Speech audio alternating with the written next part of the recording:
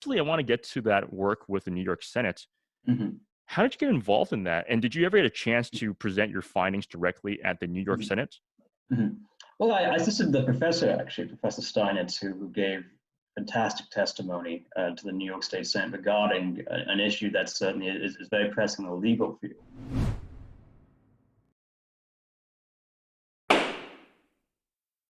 One other issue that has come up more so than in the past is the issue of sustainability Mm-hmm. in the legal system. Mm-hmm. And not just the legal system, but also in the financial system Mm-hmm. after COVID-19. Even before COVID-19, we've had this discussion on a much larger scale. But in your case, you wrote a whole chapter on this Mm-hmm. in the 2018 book that I mentioned earlier in the podcast. Mm-hmm. In your book, you wrote about the incorporation of environmental, social, and governance factors, or ESGs, Mm-hmm. into the current financial system. Mm-hmm.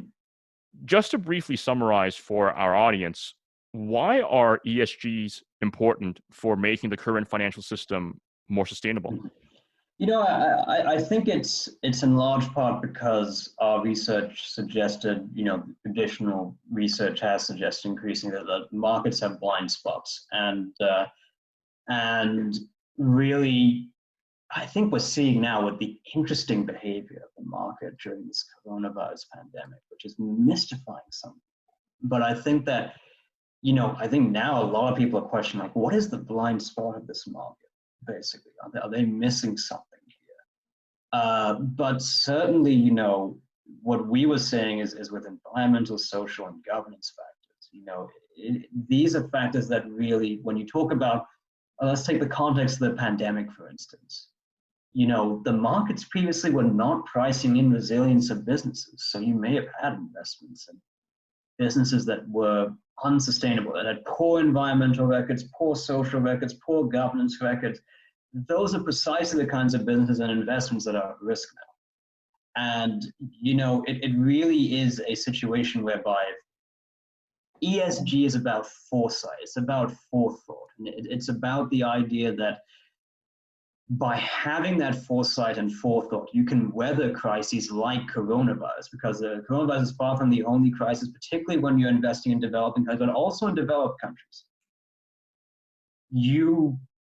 If you have a project which is strong on environmental factors, environmentally sustainable, is not causing damage to the environment, and everyone has projects like that, then you have less of these types of disasters.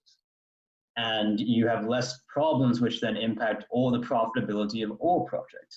If you have strong social mechanisms, you attract, less attention from a government, for instance, which may attempt to impose, and we're seeing that now, a government which may attempt to impose regulations, nationalizations, what have you, because you're not handling the labor rights correctly, you're not handling the social obligations, the stakeholder rights correctly.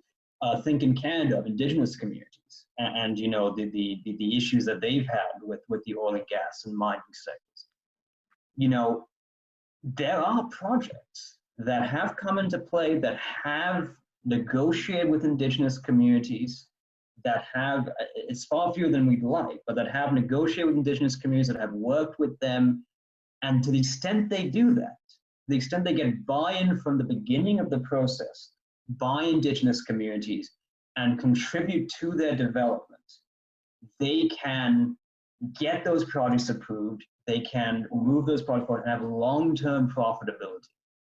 Not a situation whereby you're having some kind of confrontation every 10 years because people just hate your project. You're anticipating that.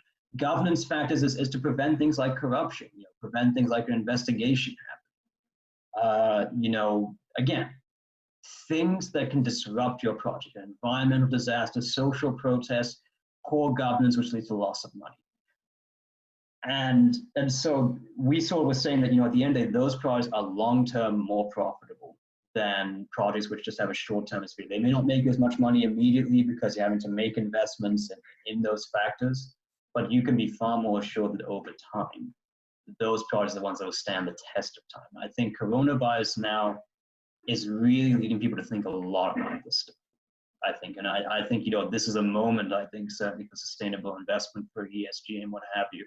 Because I think people are saying it's like, we don't want to be caught off guard again with the next crisis. And in order to do that, in order to not be caught off guard again, we've got to have more foresight, particularly in the markets, particularly in terms of the investments, in order to ensure that, you know, these crises can be withstood.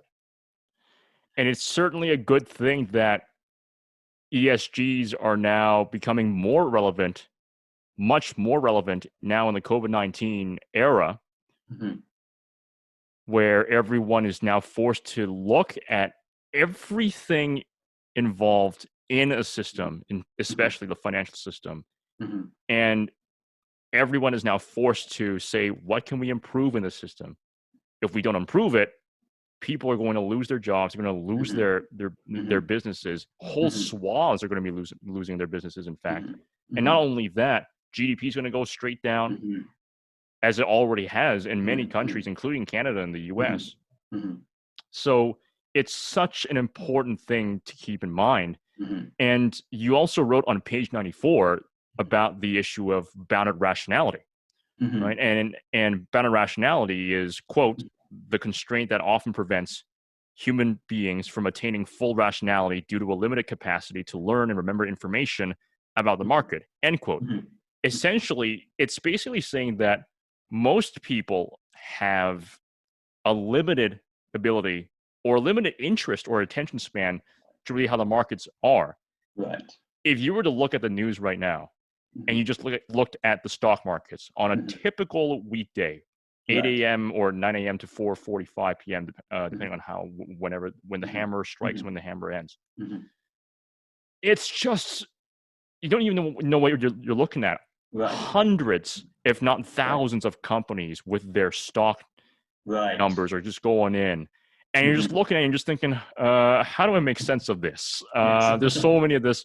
And some of these companies, I didn't even know that company existed. What do they do, right? Exactly, yeah. And if you were to try to explain this to even a person who is even an undergraduate student, to some undergraduate students even, most of them would probably tune off in a matter of minutes. Yes.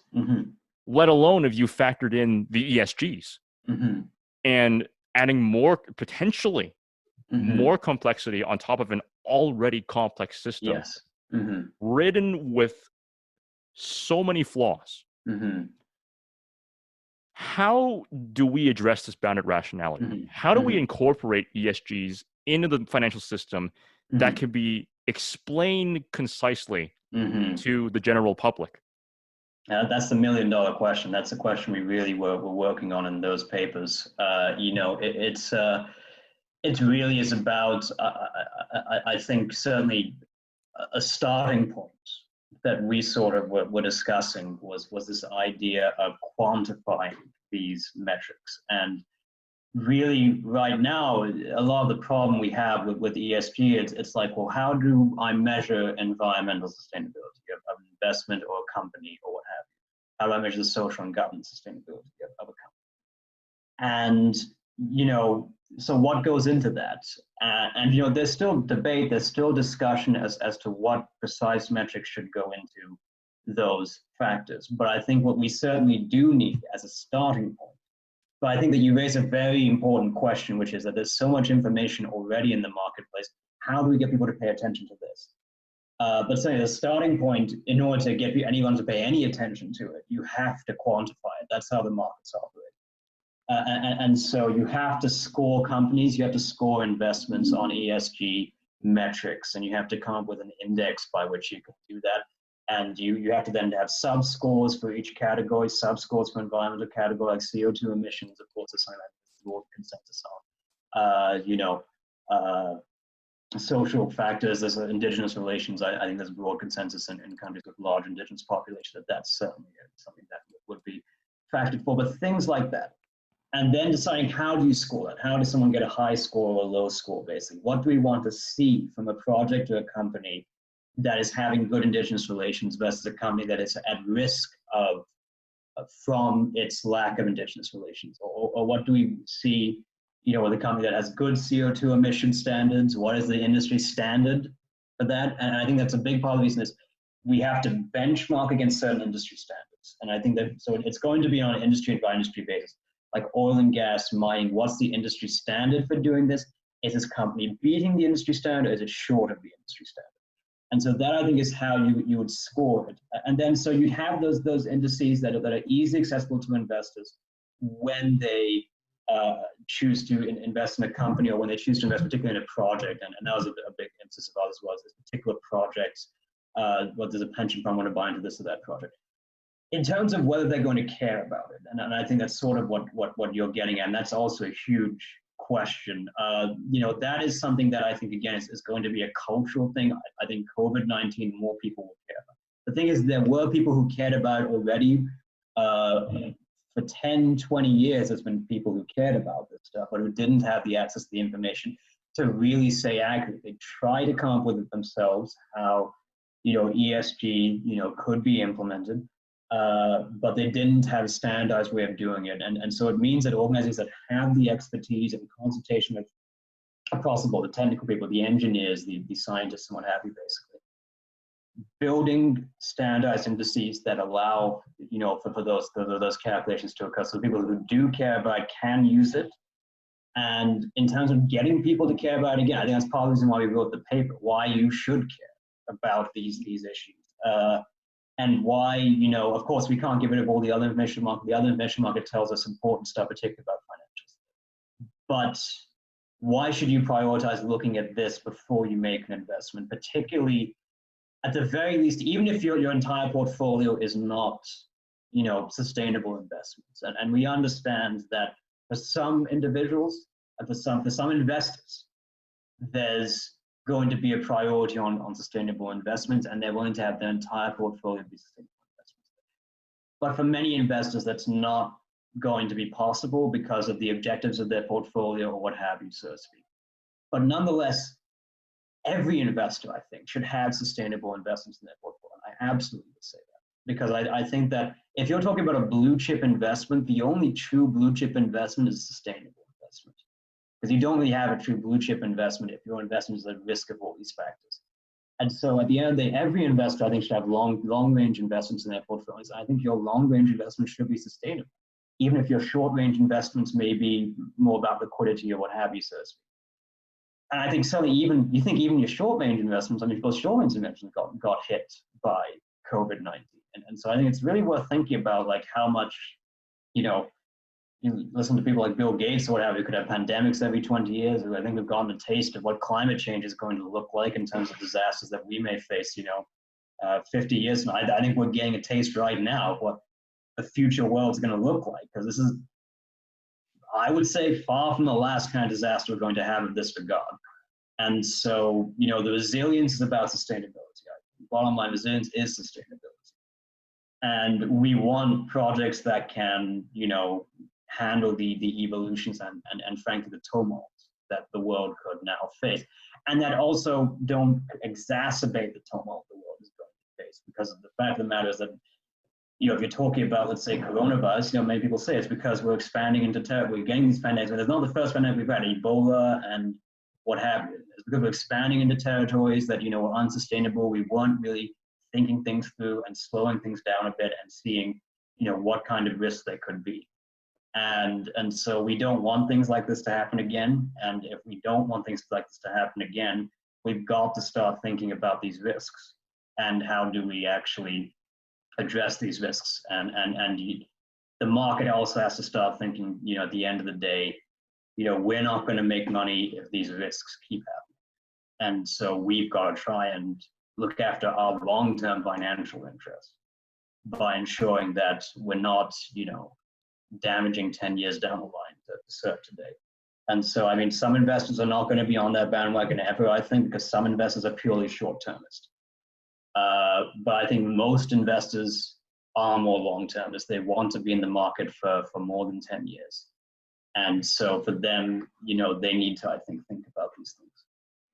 And that's also leading into what you wrote on page 94, where there's a need to counter some existing biases and preconceptions held by investors, which prevent them from adopting the ESG standards in their decision making. I would even expand on that and to counter even existing biases in laypersons, regular citizens in Canada, the US, or around everyone around the world in terms of ESGs. Don't get me wrong, there's still a lot of people, including us, who are very concerned about environmental factors, about the future of our international community. But there's still a lot who don't see that, who are just unable to see that. And in many cases, it's not their fault. They just don't see that. They just live in a specific experience that they have not been exposed to this kind of need at all, if not maybe a few times in their lives. And countering these biases is going to take a long time, but we have to do them because it could be too late. And I was reading a survey actually in the UK as well. I think certainly before the pandemic, I'd say probably even a majority of people still were not on board with this. I was reading surveys in the UK now are saying that people don't actually want to use GDP as the main measurement anymore. They want a sustainability measure. We're talking about like 89% of the population is saying after the pandemic, we've got to move past a pure, monetary measurement of the economy, and that's in the UK, and I think that's happening across the board though, and I think it's really I think it is absolutely a political question as well. You're absolutely right, and I think it is a question of I think it's a question of how do we create an economy where everyone's prospering? How do we create government regulations which allow for that? I think part of the social factors we have to consider is are you employing young people now? It's considering that we have like 30-40% youth unemployment. What does that mean 10 years down the line? I mean, people have to think about that, right? I mean, it's like our youth employment in Canada is like 30-40% and what have you now, and at least like on the under 25 age bracket and what have you. Basically. Yeah. In Canada, I think it's about 42% for people who are under 25 years of age, which is crazy. I still have to check the numbers on that, but I think that's where it is right now. It's pretty bad. Yeah. And so we have to think down the line. What is that going to mean? When those people are 35, 45, we're in 2030, 2040. What kind of skills do we have in the workforce? What are businesses going to be able to get the things they need if people are not getting the training that they need to get right now?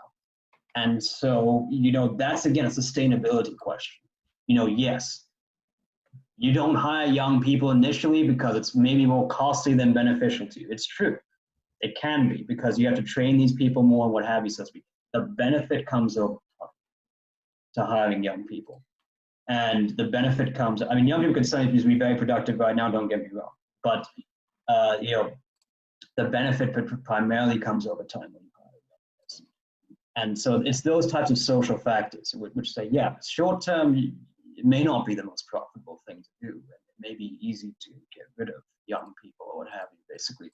But what kind of consequences are you setting yourself up for 10, 20 years down the line when you choose to make that type of decision? And certainly governments, I think, have a role to play in terms of, helping the markets, factor in these types of issues so that we, can be prospering 10, 20 years down the line. And so, I think that this pandemic has really, I think, created an understanding of the challenges I think that we're going to start facing in the world. And I think as well, the idea of what does long-term prosperity and how do we get there? Because I think that, and so, I think this is what some of the biases that we talked about in the paper were a lot of this is a short-termist bias, is how much money am I going to make it tomorrow? How much money am I going to make a year from now? And because I think you have more players in the market now that are sort of like coming in and churning assets, basically, that they're basically coming in and they want to quickly sell off, quick liquidity, basically. And I think that even those players in the market, I think do need to start considering, what the consequences of doing that are and how they remain in the market for long-term periods of time to continue making the money that they want to make, and that's fine that they make. It's to continue making the money they want to make 10, 20 years down the line, and are not sort of like, damaging their prospects so that no one can make any money 10, 20 years down the line because of what we do today. Exactly. These are issues that must be discussed right here, right now. Well, not right here in the show, because this show can only go on for so long, but right now, in terms of everything that's happening out there. And it is a long-term discussion to be had as soon as possible. One thing that popped up in my mind as we were talking about this was Andrew Yang, U.S. presidential candidate, former U.S. presidential candidate, and his comments on human-centered capitalism. Now, disclaimer for audience members, this is not a political endorsement, all right? So we're not trying to be political here. I just wanted to bring up his point because his points are quite interesting and are quite relevant to what we're talking about in terms of ESG integration and the financial system. For those of you who are not familiar with the idea of human-centered capitalism, it is composed of three parts. Firstly, humans are more important than money. Second part, the unit of a human capitalism economy is each person, not each dollar. And number three, markets exist to serve our common goals and values. Now, your research hits all 3 points in human-centered capitalism.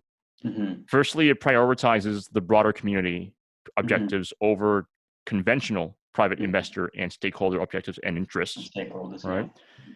Secondly, in prioritizing these broader community objectives, the value of each individual in that community is subsequently prioritized, because ESG and sustainability are directly related to improving their lives, the overall human condition, and they provide a better future for the next generation of humans. And thirdly, ESG is intended to serve human goals and values fundamentally, based on the first two reasons. And subsequently, an ESG-focused market will also serve human goals and values in the long term, as well as the short term. Now, to change the current global financial system towards this will take time, and it's going to be very different, and it will take a very different form, likely, than most of what we know currently right now. As law students, lawyers, legal professionals, how can we encourage discussions around ESGs in our local communities? And how can we encourage other people to consider ESG's importance? I think it's a great question. I think really lawyers understand, and law students understand the legal incentives for companies, I think, and how the law functions to incentivize certain behavior. And so I think what we really can do is really to support, I think, changes in legal frameworks that encourage the kinds of behaviors we want to see in the business world and in the corporate world, and that encourage ESG factors and what have you, so to speak. And I think as well, it's certainly as well, and I think good legal counsel as well, frankly, to a client is often counsel that realizes that legal issues often come from what are unsustainable practices. And so to avoid a legal problem, to avoid negative government attention on an investment or what have you, so to speak, because the government feels like it has to, because certainly our clients don't want to be regulated by the government more than they have to be.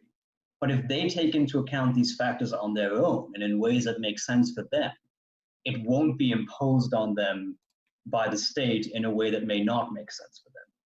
And so, that's certainly something I think needs to be considered now during the coronavirus pandemic, where we're in a situation whereby the legal framework for companies could change drastically unless companies are showing, unless investors are showing that they can take on this challenge themselves. And so, and I think that is certainly, and I think as well, like legal issues arise often from unsustainable practices. And, or from a short-termist mindset regarding profit making. And so I think often just good legal counsel is allowing clients to sort of see the long-term view of how things are going, and to allow them to create, again, sustainable enterprises that make good profits over long periods of time, and that don't, lead to losses of a short-term spike which is then lost entirely. And so I think that's often what good legal counsel is as well. Exactly. And law, at the end of the day, forces us all to be better people. Mm-hmm. A good legal system, that is, forces Optimally, us yes. all to be better people. Mm-hmm. It's sad that we live in a culture, and this is very similar across Canadian and American cultures, where lawyers and the legal system are viewed as people who want to catch you for every little technicality. Right. Or people get away on mere technicalities. Mm-hmm.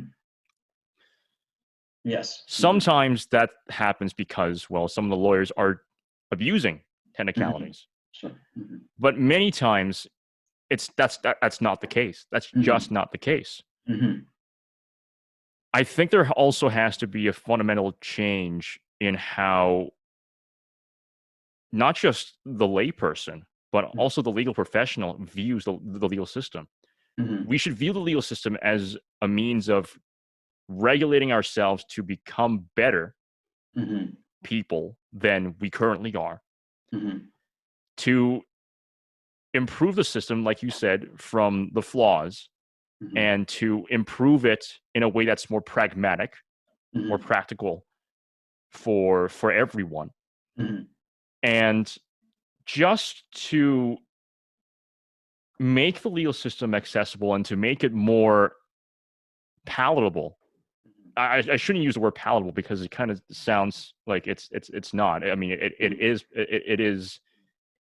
I think accessible should be the best word to be used to describe it, because at the end of the day, we live in a democracy. We live in a country, and whether it's Canada, the US, or the UK, where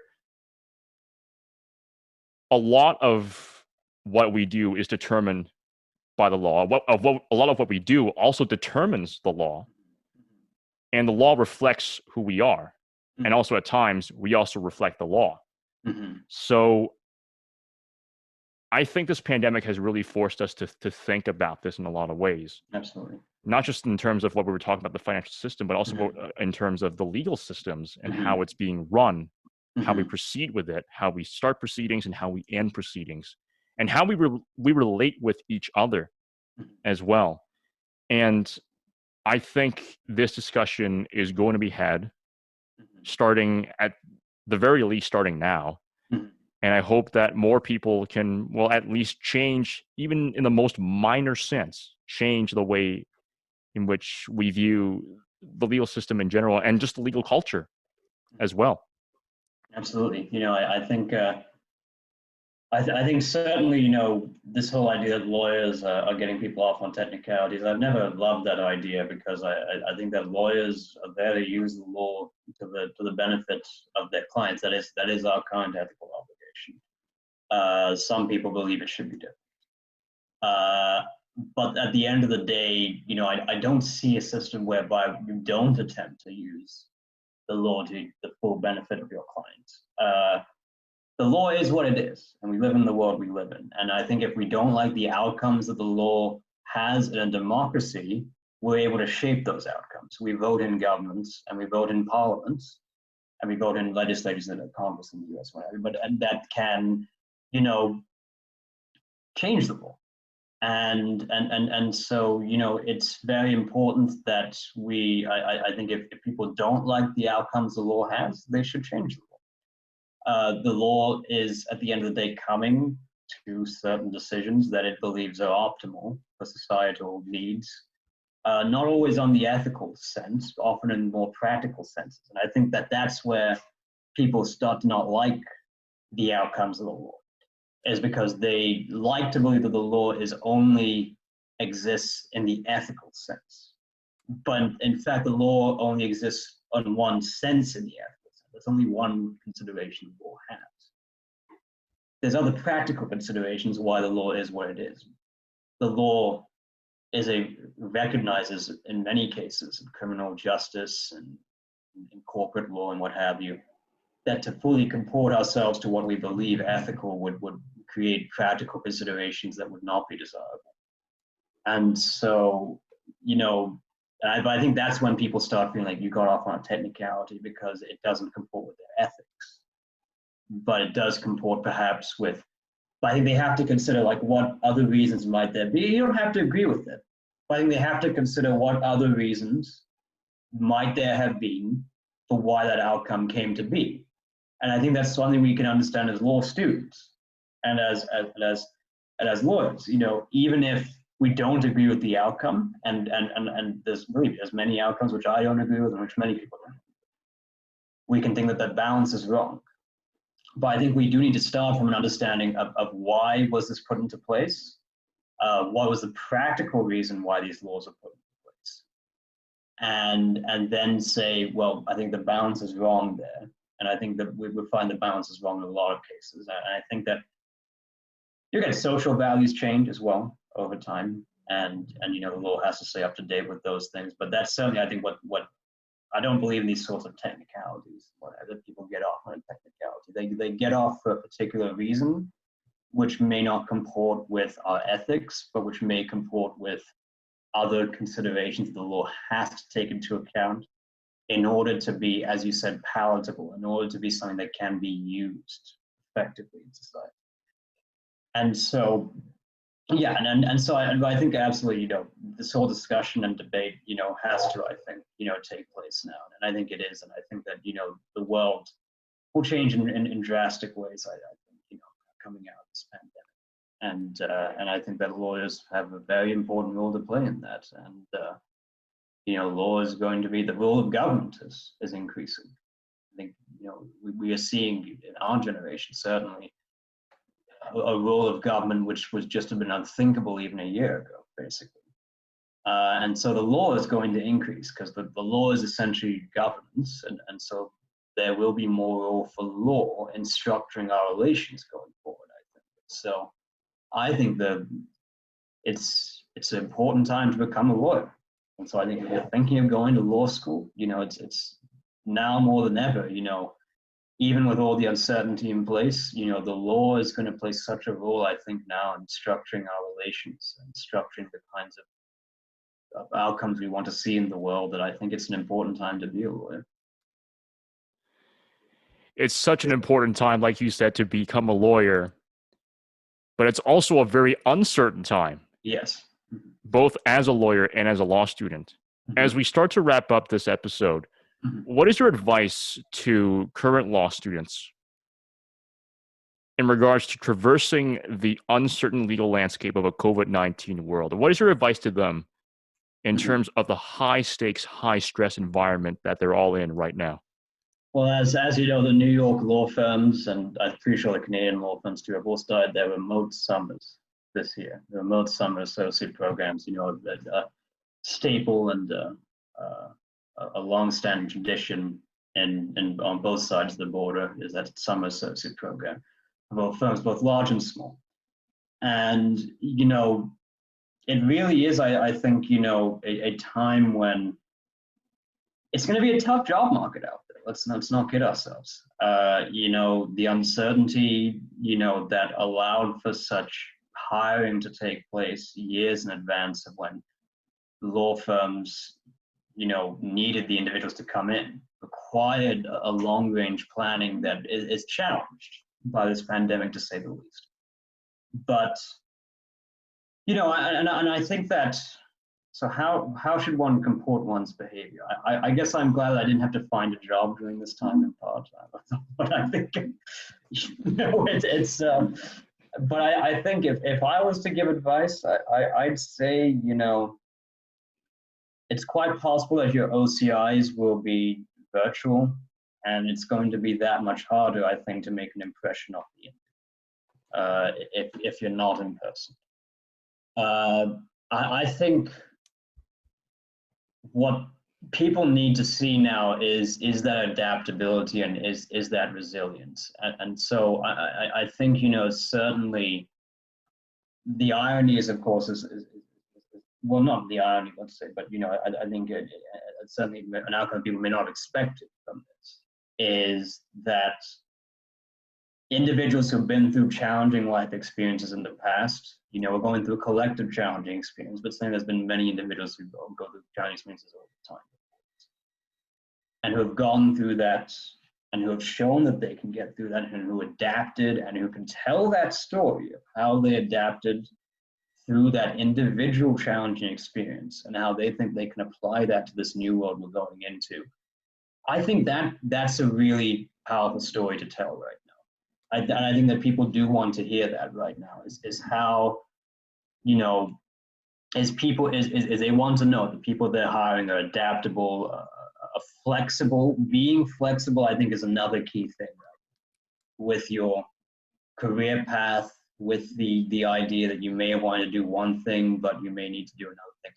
You know, being dead set on doing one particular thing, you know, it's the same thing with being dead set on being a restaurateur at this time, or being dead set on being, well, you can be a restaurateur at this time, but being dead set on being a certain kind of restaurateur, like being dead set on being like a formal restaurateur with like fancy interiors and what have you, being dead set on being a nightclub owner at this time.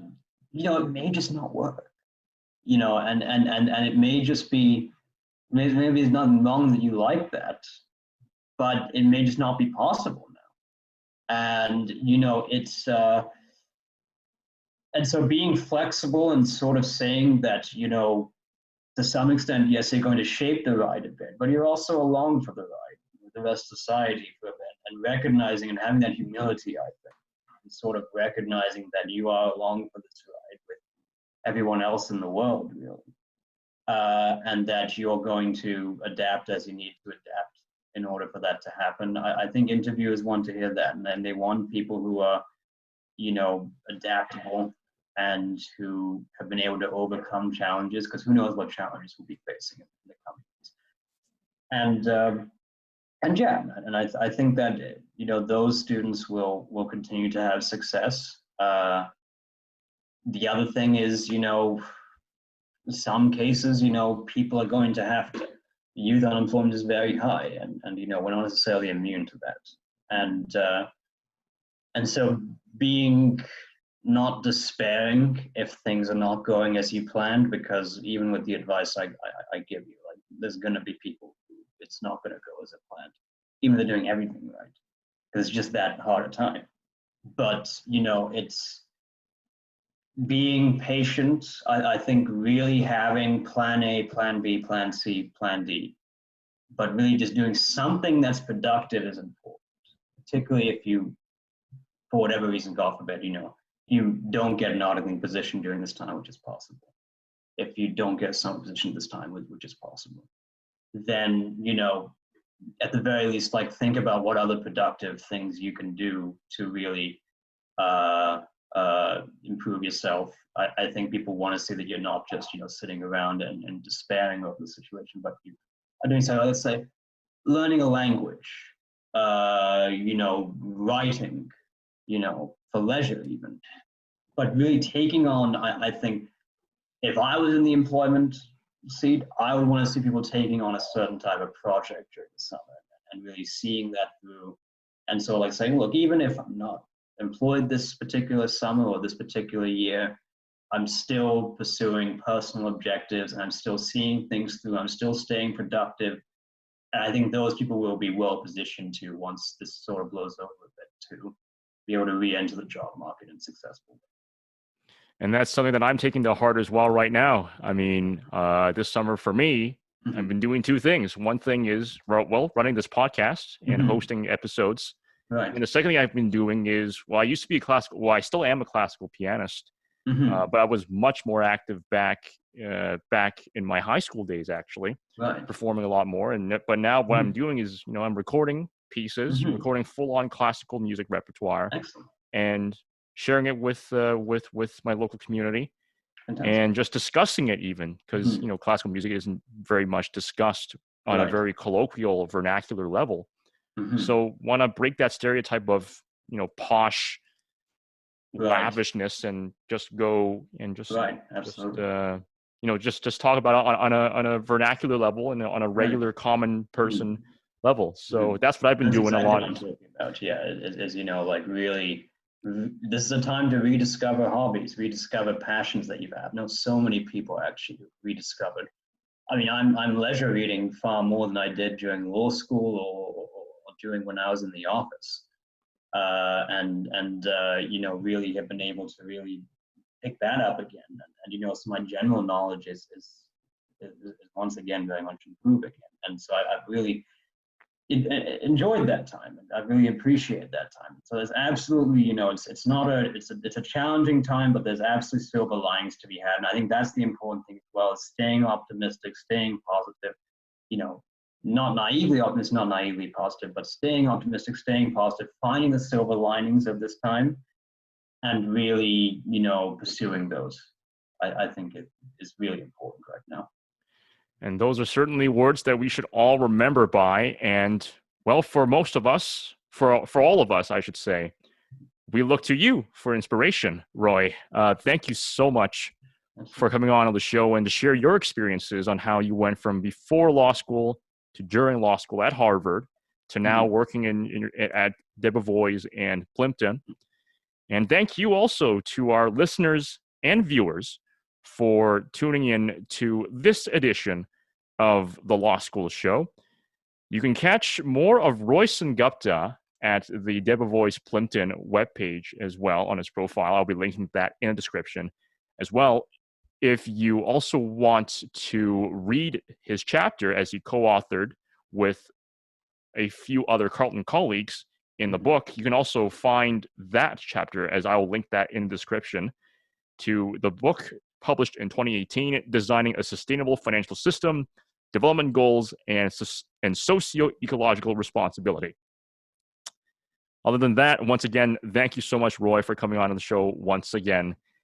And tune in next time to our audience. Tune in next time on the Law School Show as we have more exciting episodes to keep you updated on important information and staying competitive and staying up to date with the current law news and legal updates.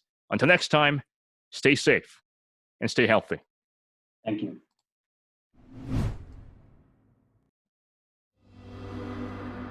Thanks for watching. If you enjoyed the video, click the like button. If you want to see more, subscribe and click the bell icon so you'll be notified whenever we upload. You can also visit us on our website, thelawschoolshow.com, and you can follow us on our social media.